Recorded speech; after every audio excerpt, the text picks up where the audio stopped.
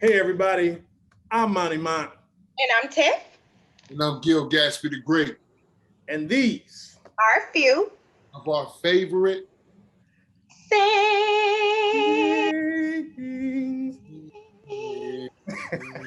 Sing. hey,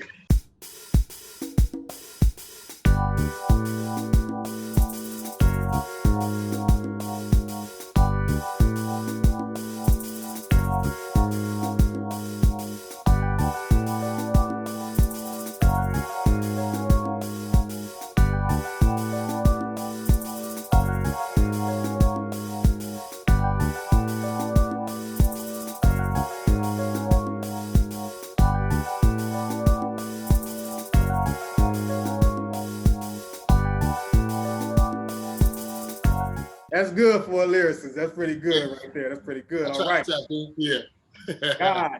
guys, I am super excited about today's show, man. We got an amazing guest on, man. I can't even hardly wait. So let's get to it right now. Tiff, how you doing? I'm geeked, pumped, Yes. ready.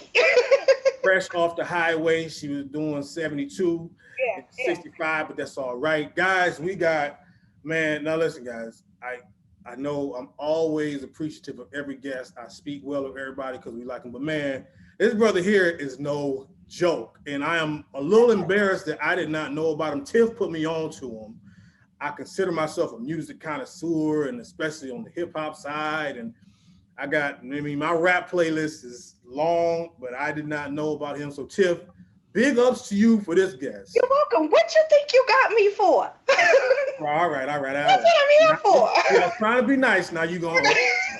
Anyway, the great Gil Gatsby is in the building. How you doing, sir? Hey, I'm feeling good. I'm excited. It's like my second interview, third interview in the last couple of weeks. So I think I got it perfected now, but this is going to be my favorite one. Yes, sir. For sure. Yes, sir. So, all right, guys. Gil is going to we're going to do the listening party with Gil where we love to talk to the artists about their latest album and break down the tracks. We just love to get the insight on that. And that's kind of been a really popular thing for us. But first, let's just kind of rap with him for a minute. So, of course, Gil, let's get the origin story, man. How did you get into rapping and hip hop, and when did you first start rapping? Man, that's a great question. So I started rapping, I would say I was maybe 12, 13 years old. And I was a ball player. That was like my goal, inner city youth, LA. I wanted to be Reggie Miller. I played ball all day. And I got a lot better than all my friends. And so after a while, they didn't want to play ball no more. And that's not a humble brag. I was really focused on it. They weren't. They just were playing for fun. So after a while, they didn't want to play anymore. And they went to the side and started rapping. And I had no idea that they knew how to rap. And so my one bro started rapping, then another one comes in. Now they battling, and they able to freestyle. So they're like, man, hey, Pat, jump in the joint, jump in there with us. And so I tried, and I couldn't even hold the rhythm. Rhythm was way off. I couldn't rhyme. I didn't know what to say. And so they laughed at me and clowned, just all in good fun. But when I went home that day, I got a pen and a pad, wrote a verse. It was terrible, but I wanted to be able to fit in with them. When you look at it in retrospect, they no longer do music. I've been able to do music. I put out like 8 albums. I've been around in different cities and states, sold multiple records. So I think that's just where it all started. Me just wanting to fit in with my folks and not be the outcast. Okay, listen. So I just want to be clear. I was not in that circle at school that day when they was laughing, right? I wasn't in that. Nah, you was on handball. You was playing. Okay. I just wanted to go on record, with saying that or whatnot. It wasn't you.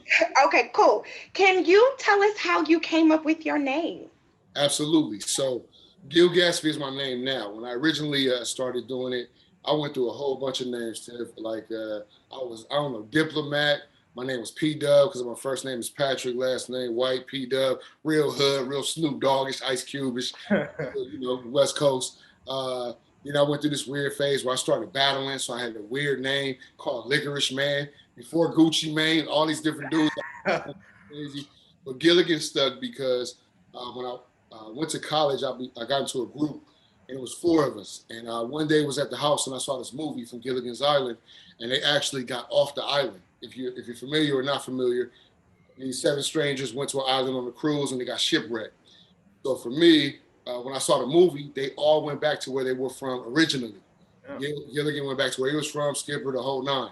And at the end of the movie, I'm sorry, when they went home, they no longer fit in. The dress had changed, money had changed, careers had changed, women had changed, and they no longer fit in. So at the end of the movie, they went and purposely got stranded on the island again on purpose. And so with the music, that's how I kind of felt. I don't fit in with anybody else, so I'm going to be Gilligan of the crew.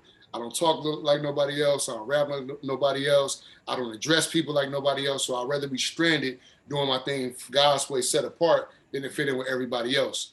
It got cut short when I went to New York and I was on Sway in the morning. And I was doing this crazy freestyle and Sway had to cut me off because I was going for like 5-6 minutes. And he couldn't say Gilligan. He was so excited. He started saying Gil Gatsby, Gil Gatsby. And so when I got home, everybody was looking up Gil Gatsby instead of Gilligan. And it stuck. So to help me out, I had to cut the name. So I give Sway all credit for that because it's easy for people to say it. When I go up to shows now, people don't call me Jillian no more. I can go to Starbucks and get my coffee with no problem. Wait, okay, hold on. Now I remember Gilligan's Island, but I didn't know there was a movie. I didn't know there was a movie where they got off the island. I didn't know that. Watch me put that thing in fire stick as soon as I get up I'm out about of to say, I'm about to go ahead and check that out. There was a movie. They all got off the island and I everything. didn't know that. Okay, all right. Okay, so Gil, let me ask you this then. Okay. You are, a West Coast guy. All the way. As we know, we old enough to remember, you know what I'm saying, when hip hop really kind of started to rise up. And of course, New York, Brooklyn, all the boroughs and all of that. And we had groups coming up from there. And then we had the West Coast, you know what I mean? And Dr. Dre and Snoop. Do you really believe in that West Coast sound and vibe nowadays? Or do you feel like it's kind of universal now? Or do you really still feel like, because at one point, it was a distinct sound of East Coast, West Coast, even the South, Midwest. Do you think everything's kind of together or it's still kind of separate? Well, West Coast, at the end of the day, we do still have a classic sound, like that G-Funk sound, the bass line, the bass is different. The new wave of West Coast artists are far away from it. So I would say now it's a melting pot of everybody sounding the same. Everything's very melodic now. I didn't show you a great interpretation in our intro, but a lot of things are melodic. People sing a lot. There's a lot of melodies. There's not a lot of content and lyrics to it. You still have like your Kendricks, your Nipsey, rest in peace, cats that would tell a story and things like that. But for the overall, the sound is it's classic, but it's not the everyday sound anymore. It's not. Yeah. Monty, it's crazy that you brought that up because when I listen to the album, it's giving West Coast for me. That's what I get. I'm getting a West Coast vibe for sure. Yeah. That's definitely. Because I'll tell you this. My entire career, people always thought I was from New York or from Baltimore, just based on, I guess, how my voice is and how I talk, even sometimes how I dress. So when people hear I'm from the West Coast, they'd be like, nah, you couldn't be from the West because you don't sound like West Coast music based on when I started. But now, when I did this album, it's crazy that you catch on to that. So, Tiff, you know a little bit about music. I said I wanted to put out a project that was true in essence to who I am, Inglewood, California, born and raised. But that's so crazy because, like you said, your voice and intonation kind of reminds me of East Coast, but the music and then your lyricism, it was like, what? That's why I'm like, man, where are you from? Because I was getting vibes of both, and I was like, man, this guy has really got a versatile sound, you know what I mean? And it's like amazing how you wrap that in, but I really enjoyed it. Yes, thank you. And with the sound and the tenacity for me, based on the fact that I've never put out music with profanity, no cussing at all. It either was clean, it's representing God, it's helping women, it's encouraging.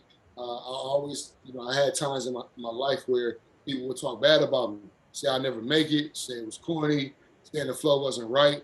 And it seemed like at that very moment I went to sleep and God downloaded like 10 ounces of bass in my voice, everything changed. I grew overnight, became taller, 6'2". So I was like, okay, I can go up there and bang with the big boys and it's real. And it's not going to be corny at all, whatever I talk about. So I'm still West Coast because that's just in us, that aggression, that street, that hood, that everything about it. But I wanted to make sure on this project, Bar Bully, you saw how aggressive I was and you got the story where it comes from. Okay, so right before we get into it, I want to know, can you tell, because like Monty said, we're going to go track for track. This is a listening party. So we're going to go track for track. We want to know, your inspiration behind each track. But tell us what this name Bar Bully means. What does that mean? Where did that come from? That's it. Blessed and righteous bully, Tiffany. I'm a blessed and righteous bully, meaning I'm rough with the music. I'm unlike any other artist. I fight in the Christian hip hop community to be different. I fight with secular artists. I came from the era of battle. My first battle when I really knew how to rap was against a person named Sin. Now this is when me and Tiff had parted ways. I don't know where you went to high school, but I went to Washington High School. Wait, hold on. Stop, Gil. We went to Washington High School. Now, when you went to Washington, you stopped talking to me. But that's the difference. Tell him, Gil. Come on, tell him. She got popular on me, Monty. She got popular. I knew he was gonna come with some stuff. Go ahead, finish up stuff. This is my man right here, man. This my guy right here, man. Okay. Yeah, so when I first went up there, I was all happy about spreading the good news and talking about God and just living a good life. And when I went up there, they start singing Kirk Franklin, start singing Stomp. I want people to say Stomp, and that's crazy. I thought that everybody could rap and express themselves and it would be cool. But at that very moment, it showed me that now you got to be real, you got to be tenacious, and you got to mean what you say. Everybody's not always going to accept you. So when I went home and got right and started studying rap for real, I went back up there and I was battling. I was calling out everybody, keeping it clean. But that's when I became like rough. And so even when I try and chill and be nice, I remember the day they booed me and laughed at me and say, never again. I'm going to make sure that if nobody else holds it down, I'm going to hold it down. So that's what Bar Bully is. Oh my God, that's a great story. That's a great story. I have one more question for you before we get into the album. Okay. I know you probably got a bunch of favorite artists and songs, but do you have a remembrance of when you heard something and it just changed things for you? Like I just heard a guy on a podcast. He was talking about a Tribe Called Quest scenario. Okay. Talking about Busta, and I remember when Busta Rhymes did that verse. I was like, "Yo, who is this dude?" Like, oh, I remember it just like totally was like, "Wow." Do you have a moment about like that in music where you heard somebody and it just blew you away? Just like, "Whoa, what is that?" Absolutely. When I first started listening to rap, I guess you could say it was a DOS Effects. We Want Effects. That was one of the first ones I heard, and the creativity in it was amazing. Now, at this time, I had no interest in making music at all. It was just like, man, this is dope. I like that. And then it was Diggable Planets, cool like that. Yeah. And I said, man, that's real crazy. Yeah. And then when I got older, I guess you could say, and really just fell in love with music, it actually was B.I.G. Yeah, there you go. When I heard B.I.G., it just put it all in perspective for me. So that was like my inspiration. The sound, the flow, his tone, and the storytelling ability, it really grabbed me in a way that I was like, and still at the point when I first heard him, I really wasn't thinking this was be my career, but it grabbed me that moment. I said, man, this is really serious, like how he's putting it together. Now, of course, I grew up Dog Pound. I love it because of the sound and not because of the lyrical content. Correct. Great, but the way he was putting it together was real West Coast, we vibing. Big put it together in a way that I was kind of like, man, this is dope. And when I really started doing music for real, I studied it. Man, that's outstanding. Guys, we're going to take a quick break. We're going to come back with Gil Gatsby. We're about to get into this album is ridiculous. Bar Bully, he already gave you the origin of how he got the name for it. Stay with us. We'll be right back. What's up, gang? Monty here. Listen, guys, I do a live DJ set every Sunday morning, 8 a.m. Pacific time, 11 a.m. Eastern time for 2 hours. It's called Trust the Playlist. Did you know that? Yes, I'm here. I'll be doing it here. Look, I got my toys. All my stuff with me is great, but here's the problem. I've been going live on IG and Facebook, but I've been having some issues. I want to go live on YouTube. YouTube says I need 1,000 subscribers, so I need your help. Subscribe to Mighty Sharp Network, okay? You do that, man, you will get me on Trust the Playlist doing my DJ set. Plus, you also get our favorite sings and Shareholders Podcast and Taste Buds and any other stuff we do, all on that one thing. The first 100 people that subscribe, you get a free hug. Not from me, but from a designated hugger, void where prohibited, okay? But listen, man, it's going to be great. I need your help, though. Subscribe. Tell your friends, family, people that you don't like. Let them know, man. It's going down on Sundays. Trust the Playlist. All right? Appreciate it. Stay sharp. Be blessed. Guys, we are back. we have the great Gil Gatsby. This is our favorite things podcast. Having a blessed time talking with my man. Just great, man. He's just got a good spirit about him. I appreciate him. But do not get it twisted. Like you already said, he is a monster on the bars. Now listen, I was listening to the album yesterday, and I'm listening, and you got the music playing in my house. I'm doing some things, and I heard this is from Take Cover. Okay, cool. And I heard this. He said, since been great since the era of the mixtape, I'm a bad karate student. I don't listen to what sensei. And I said, whoa. I said, whoa. I said, bro. I was like, yo, this dude ain't that. You know how you listen and you vibe in the music, but then you hear a couple bars like, yeah. Oh, this. So we about to get into all of this. Okay, so it's not a game, y'all. I'm gonna tell you right now, it's not a game. Hey. Yeah, and I have to say this because we talk about hip hop now, right? And how it's lacking substance, if you will, right? And so, all you got to do is write a catchy hook or something like that, have a nice beat, and people love it, right?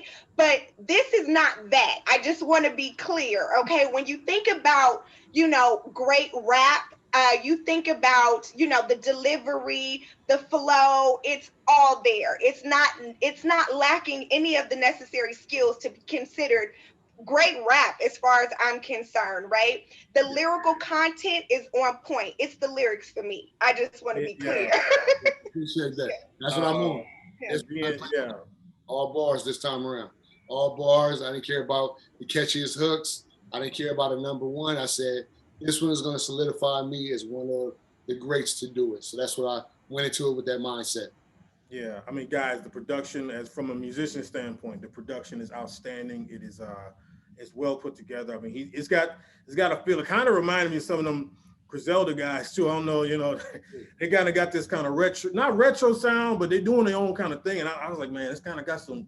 I love when I can hear a little organ on top of some lace. So anyway, so let's get into it, man. First track starts off with Genesis. Okay. Right there. So any thoughts on that when you want to, I know your first track, your first thing that people are going to hear when they listen to the album. Any thoughts when you put together with Genesis? So for Genesis, for me, I write all the titles of my songs down first. I don't write any hooks until I go into the studio. When I get to production, I sit with it. I ride around the city with it, put it in my AirPods. I don't really do a lot of writing per se, as far as like the entire song being complete. When I heard this song, I said, before I hit him over the head with crazy bars, I feel like the Genesis, the lights get low, and it's like, let me tell you a story. So there's no hook at all. I went in and I wanted to set the tone for everything you were going to hear from track, I think 2 through 16. It was going to be all danger from that point on. So Genesis just sets the mood from why I call myself the bar bully. Okay, agreed. It took me to the beginning, okay? And it was a story for me. I could literally close my eyes and picture everything it is that you were talking about in that very moment. I'm like, I could see it.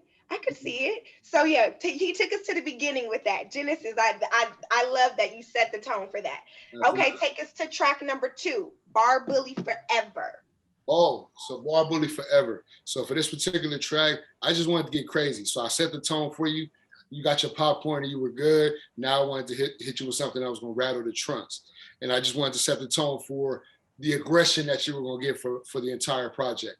That's all I wanted to do. I wanted to let you know, now that you know why I rap the way I rap, you shouldn't have a problem with why I attack and put everybody in the headlock and try and take their heads off, because they've been playing with the kingdom. They've been playing with lyricism. They've been playing with these mediocre bars. So if nobody else is going to do it, I'm going to do it. So I had to let them know I'm going to be the bar bully forever. Yeah.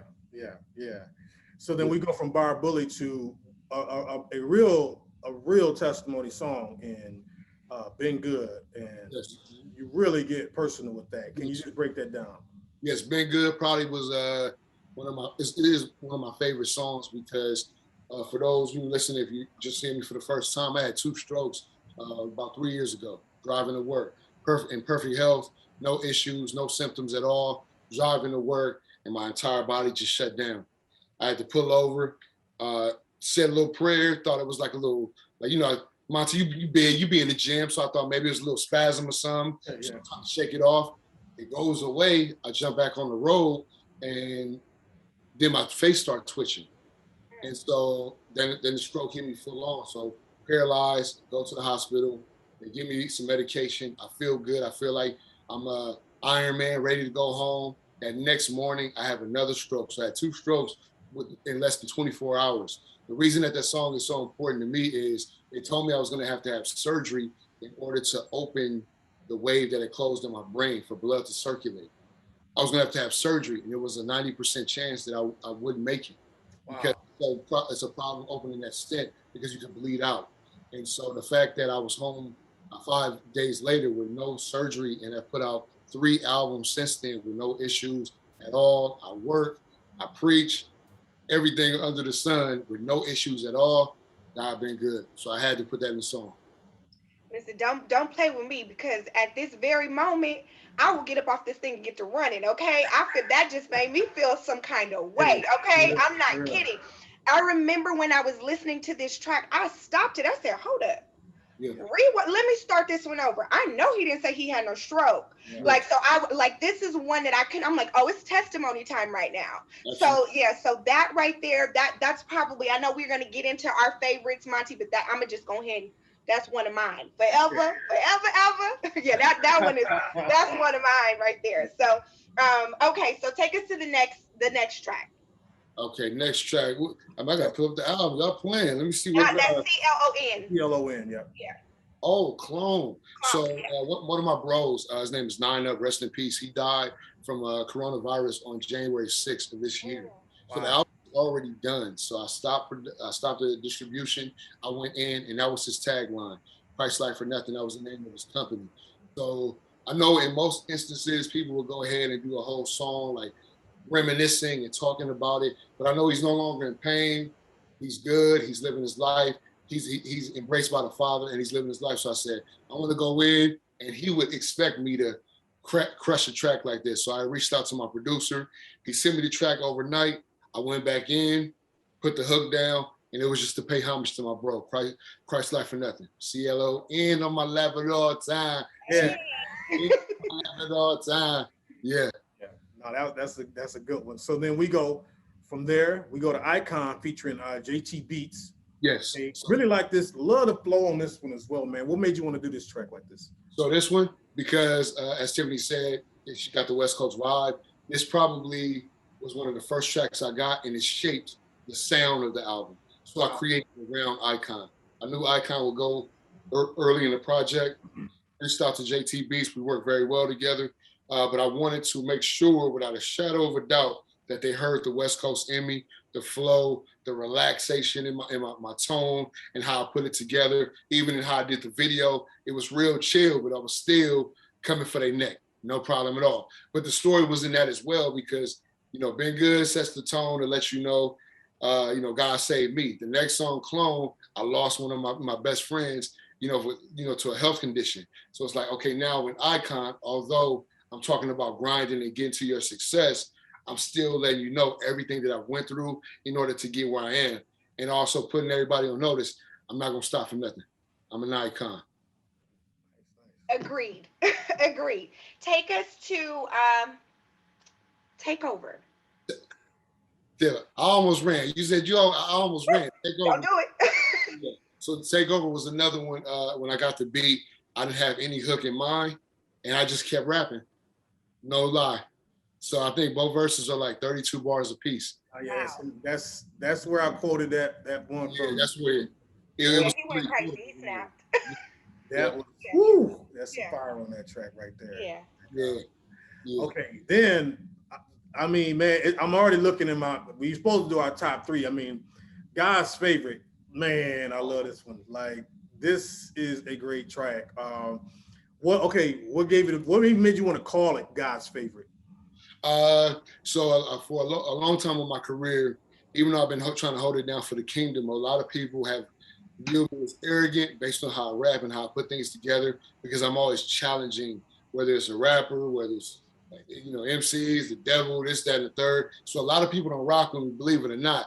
Just like, like how Tiffany, when she got to high school, she went left on me. A lot of people shook. They don't really rock with me like that.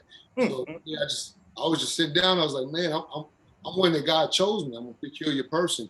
I've been set apart. And I'm doing this based on how God has gifted me and told me to do it.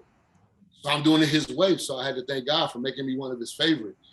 And that means that comes with adversity, that comes with trouble, that comes where people will turn their back on you. But I'm okay with it because I'm one of God's favorites. So I had to go in the booth and just flex on him one time. Yeah, you better come on and be ye separate. Okay. Let's see. CTW, track 8. Oh, change the world. So on that one, so on this one, I told a lot of stories. So I reached out to one of my mentors, one of my bros. He's in retirement. His name is Selah. So I grabbed him because he reached out to me at a point where I was at a low in music. My group had stopped performing. Everybody had kind of parted ways, and he wanted me to continue on because he knew that I had a voice for it and a sound for it. So even though he wasn't really in pursuit, he would call me all the time. He would put me on tracks. He would reach out to me.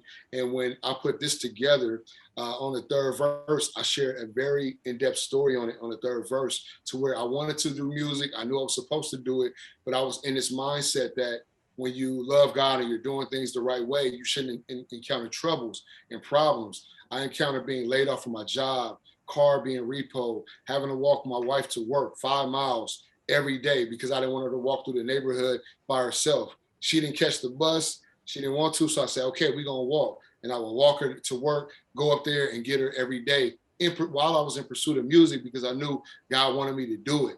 And the entire time it was that I knew I was going to change the world one day. I didn't know when it would happen, but I knew that it would happen. So that song is dear to me. That might be my second favorite on the project. Wow. Wow.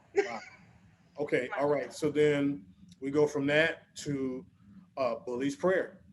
So that guys, I'm just loving this. I hope you guys are really understanding when these artists, they pour everything into these projects. I mean, you see he's got real stories behind every track. That's why I love doing listening parties. So yeah, give us a little something on Bully's Prayer. So Bully's Prayer, coming out of the pandemic, 2020 was tough for a lot of people. A lot of people picked up addictions. A lot of people fell into relationships that they may not be proud of or didn't want to get into. So I wanted to, even though the stories aren't pertaining to me directly, I wanted to make sure that I tapped into a level, into a track that said, hey, we all go through these problems where we know what we should do, but we don't always do it. And sometimes we just got to sit down and just have a talk with God, have a prayer with God, be honest with God. That's what helps us to get to the next level in life when you are transparent and you open. So the track was dope. It had that Dr. Dre feel. I wanted to give him that West Coast flow on it, so try to get my little sing on. And yeah. Okay. So then we leave there and we go right into track number 10, Golden. Tell me what that's about. So I feel good. So I'm going to share something with you guys. I know this will be out Monday, so I won't say too much. But I got a call for some very celebratory news in regards to my music career. So I thought it was only right that I named the song Golden. Anybody who sees me when I'm at work or I greet people, I always tell them everything is golden. Everything is good. Life is good. You probably will never see me having a good day because, one, I wasn't supposed to be here. If you go back to being good, I was supposed to be gone 3 years ago. But the fact that I'm still here, every day I wake up is golden. I'm going to make the best of every opportunity that I have. So I had fun on the hook, but I was going at their head, Tiff, on them bars. I wasn't playing out the gate. And I reached out to another one of my boys who stopped doing music, but I felt it was important to get him on the project because when I was preparing this, you guys, Monty, Tiffany, I feel like this may be my last project. Like I may stop doing music. Not saying that it's a guarantee, but I knew when I went into it this year, I wanted to shift my attentions to other things I wanted to do. So I tried to reach out to everybody that I've never worked with before and get them on this track just in case I hang it up for good. But Golden, I'm gonna make a big announcement pretty soon, and because we family, I'll let you guys know. Please do. Please. I was about to say this feels real exclusive, don't it? Yeah. Hey, please do on that. Okay, so we go from Golden, that was featuring Clockwork, to GOMB, this track 11. All right, break that down a little bit for us. Okay, so a couple of years ago, I dropped a project called Employee of the Month. And Employee of the Month was based around the person who has a 9-to-5 and they're going for their dreams and their goals. And when I created that project, I never found a beat that I felt would work for what I wanted to express. So for me, when I got this track, I said, I'm gonna go ahead and throw this on the album as a giveaway. It didn't make it on Employee of the Month, where the whole entire project was like a movie. But on this particular track, I wanted to have some fun. You know, I've been hitting them over the head. I've been crushing them for the first 10 songs. So I wanted to give them a song that's kind of say, get off my back. They said, Tiffany wanted to get to the podcast and they wanted her to work. G-O-M-B, get off my back. Yeah. It up. Give me 3 feet. Yeah. Yeah. So that's where it comes from. Get off my back. Just a fun song, little anthem for you to say when people pressing you in your DMs, you know, people be in your DMs talking crazy. Get off my back. Yeah, it do. Okay, and then the next one, track 12, She, or S-H-E. I like this one. I like this. Yeah, this might be the most impactful song that I've ever created. Because I was very vulnerable on it in regards to what I talked about. And I felt like it hadn't really been talked about in the past. So when I sat down and created it, the first verse is in regards to a young lady who was living her life. She was good. She had never had sex before. She was a virgin. She had a strong relationship with her father. Unfortunately, her father passes. And then she runs into a cat who hit her with the game she never heard before, gets her pregnant, and then leaves. So it leaves her there to figure out if she wants to have the baby or not. And then in the second verse, I talked about the life of her son in the second verse and how he got to where he is in life. And based on the fact that he didn't trust mom because dad wasn't there, he got into some things in life that he wasn't so proud of. And then he started questioning his sexuality because he was touched by a family member. Yeah. In the third verse, I sum it all up to where, you know, we're in an age where people don't go to church no more. They both online, just watching the conference online. And then they end up having a conversation that brings them both together. And so she simply means see heaven everywhere, like seeing the perspective and seeing the good in everything that you do, even in a tough time. So when I put that song together, it took me a minute. I actually kind of teared up when I created that one because I said, this was all God-given. And I felt like in the midst of a song where I'm being as rough as I've ever been, I felt like this was important because I do have a lot of young ladies who do follow the music and love the music, that I had to do a song geared to them. And I think if I think back, I believe I have one on the last couple of projects where I have a song that's geared toward just uplifting women. And that inspiration comes from Tupac. Even though he was crazy on some songs, he always had songs where he impacted and encouraged women as well. Dear mama. You know what? You said that because the first time I heard that song, it was real. Gave me Brenda had a baby-ish. You know, that's where it took me. But that's a powerful track right there.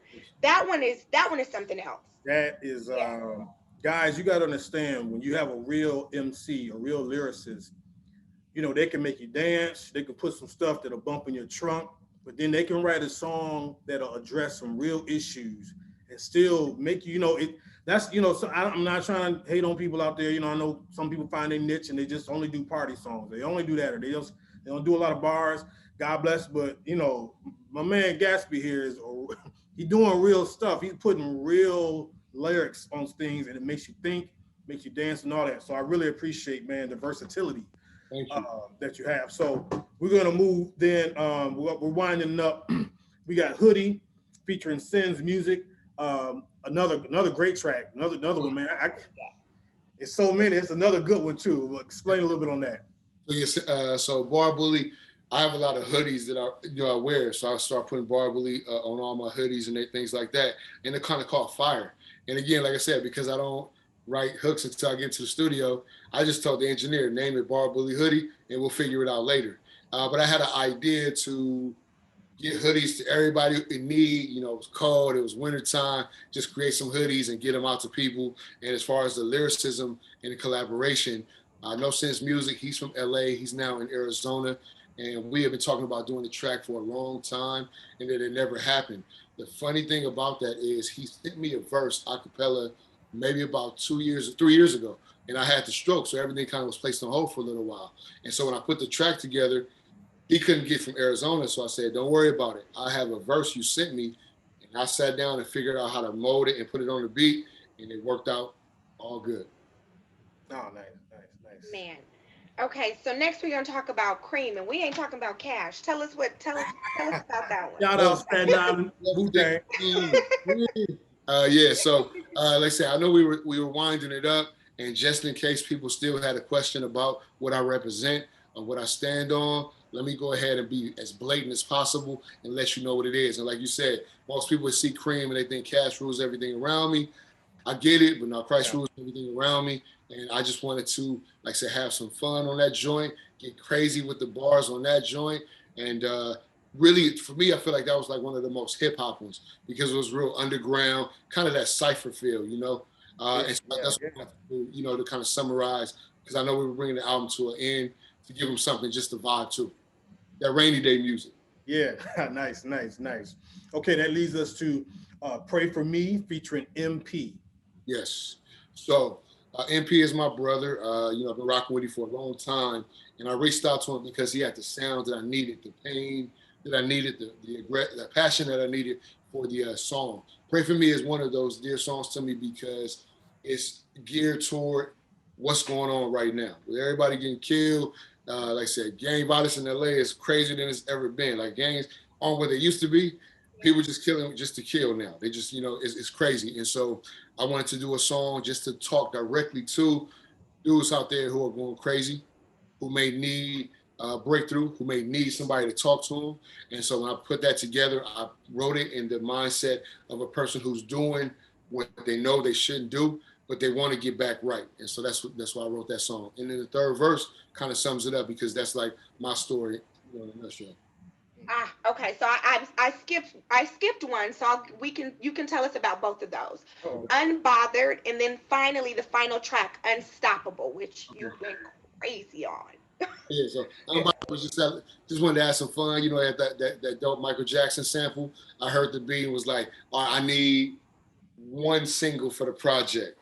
You know, so that was gonna be my lead off, and I ended up doing like maybe eight videos for the project. But for Unbothered, it's just one of those things to like almost in the line of GOMB, to where it's like, I'm really unbothered by your hate. At this point in life, I'm unbothered by how you feel about me, what you think I should be doing. I'm good, love. I'm cool. I'm doing what I'm doing. So no matter what you tell me, I'm good. Go ahead, move with all that. And the last track for the project, Unstoppable, might be my favorite one because I don't really I don't rap fast like that all the time. And so when I heard that particular track, I wanted to tap into a vein that I never really did. I wanted to make sure when I sat back and I looked and listened to the entire project that every song, I was hitting every pocket. Storytelling, slow flow, fast flow, strong flow, tear jerker, conscious. And I was like, Unstoppable was the best way to end the album. We started on a note where I set the tone. Unstoppable was just me riding out like, you know, Superman off into the sunset saying, Ball Bully is a classic. I'm unstoppable. Yeah. Nice. Okay, all right. So let's we gotta make it hard now. Now, Gil, I know these tracks are all like your children, so it's hard to pick. I know. But we're gonna try to just top three or your three favorite tracks. I'm looking through this right now, and this is hard, man. I mean, this is, boy, oh boy. Okay, go ahead, Tiff. You go first. Why would you do that? I knew you was gonna do that.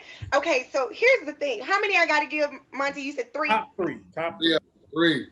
Okay, I'm gonna do three, and this is hard, Gil, because I'm telling you, Monty always put me in a box, make me. Okay, fine, three. And I'm not kidding. Like, this album can easily, like, not your favorite, like, gospel rap. Like, this can easily be your favorite album, period, right? So it's, okay. All right. So I'm going to say, Been Good. I've already said that. Okay, that was one of my, I got to put that one at the top. I'm going to say that's my number one. I can relate to that song on many different levels. Same thing. I've had some issues. I wasn't supposed to be here either. So that one right there is definitely one of my number ones. She, that one is powerful, tells a story. I love that one. And it's so many. So I'm just going to pick one. I'm going to say GOMB, because that one, you know, get off my back. That one is fun. I need that one. I love that one. I got you. Yeah. Okay, so for me, first of all, I'm agree with Tiff. She has got to be up there. It got me right. It struck me there. Again, I got to go with take cover because again, that the bar with the sensei just blew me away right there. That was outstanding. And again, I could probably pick 6 more just in my top 3, but right. go with the rules. I guess if I got to just pick one, then give me Bar Bully Forever. I'm gonna go with Bar Bully Forever. I'm gonna go with that. I'm shaky, but I'm gonna go with that. Okay. Yeah, it's hard to narrow it down. It's hard. Yeah, this is put you on the spot. These your babies. Which one is your top 3? What the artist? I thought I wasn't included. Okay, cool.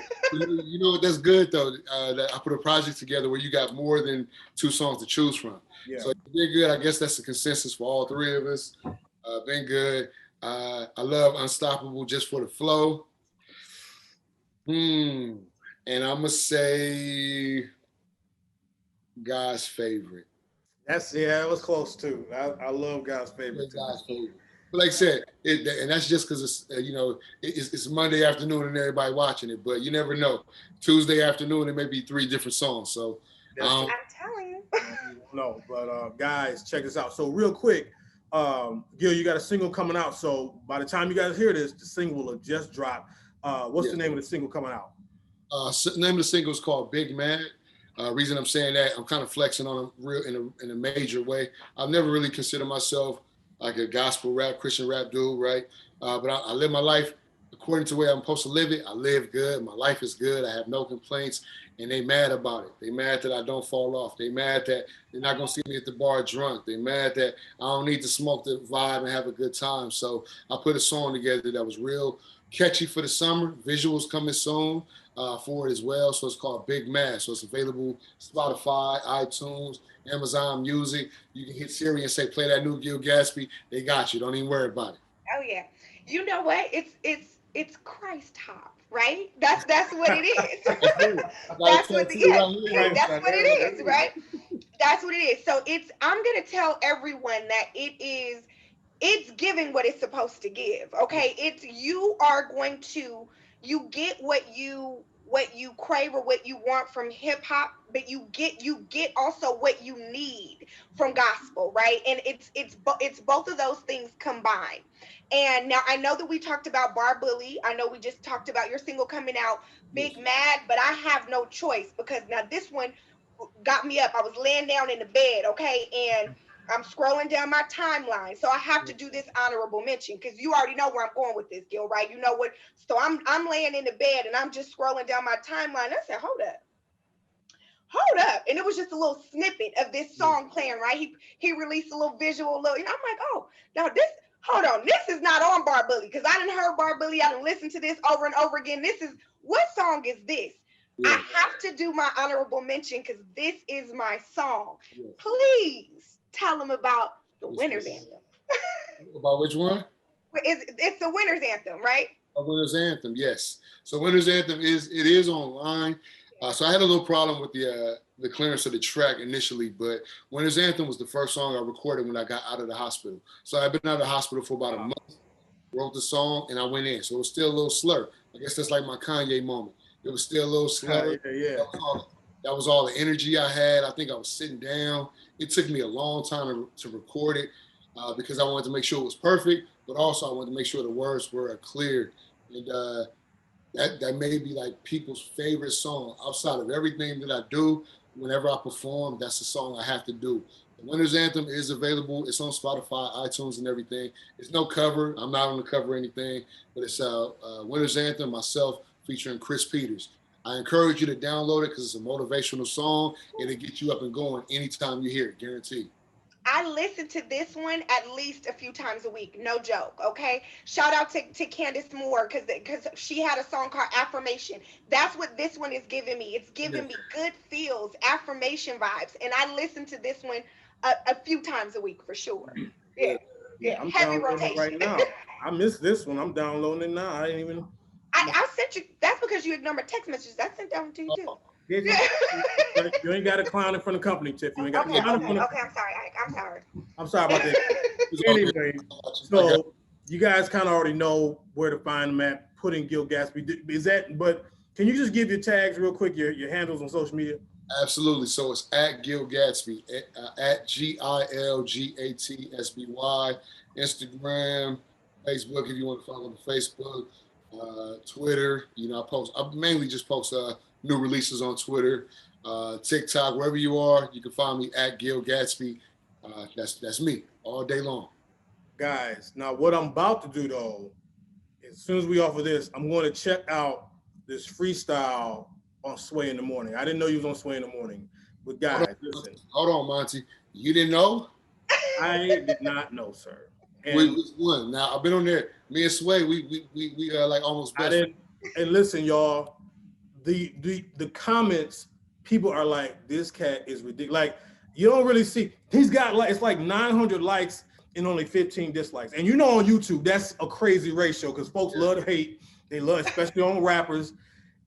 That means it's certified. So I got to check that one out too. So Gil, guys, I'm sure if you haven't heard his music yet, you're like, man, he's a really cool dude. He really is, but he's a different guy than Mike. Like he gonna hurt you. he intimidating on that mic. So do not. I am not trying to oversell it. I'm telling y'all the truth. Let your ears tell you. Check out Bart. He's got a lot of projects out there as well. By the time you hear this, check out the new single as well. Tiff, you got anything else? Listen, I'm gonna say it again. Do yourself a favor, you all. It's available on every digital platform. Download it. You will not be disappointed. You think you know, but you have no idea. This is not your typical, Christian rap. You know, this is not that. It's giving everything it is supposed to give. It's not predictable. You will not be underwhelmed at all. He's snapping. He's going crazy. Download this album. Gil, thank you for coming. I'm so happy to talk to you, to see you again via Zoom. You know, you used to play me in high school, you want to talk to me, but we go back like 4 flats on the Cadillac. You're not gonna play my partner like that. You ain't gonna do my man's like that. No. We know now. So I'm so glad. Thank you for coming on. We appreciate it. And hit us up when it's time for the exclusive, when it's time to do another listening party. We here. Yeah, absolutely. We out here. This is so fun. I hope y'all appreciate, man, because I think some people just listen to music and run through it. But man, like I said, these artists, they work hard. They put their life, their body, and their soul into this. His testimony is amazing, man. So much love to you, brother. Thank you for coming on. Check us out, of course, our Favorite Things podcast on the Mighty Sharp Network. You guys know where to find us at. Subscribe, like, we appreciate all that. Man, as always, guys, I want y'all to be blessed, stay sharp. Thank you, sir. Appreciate you, man. No doubt.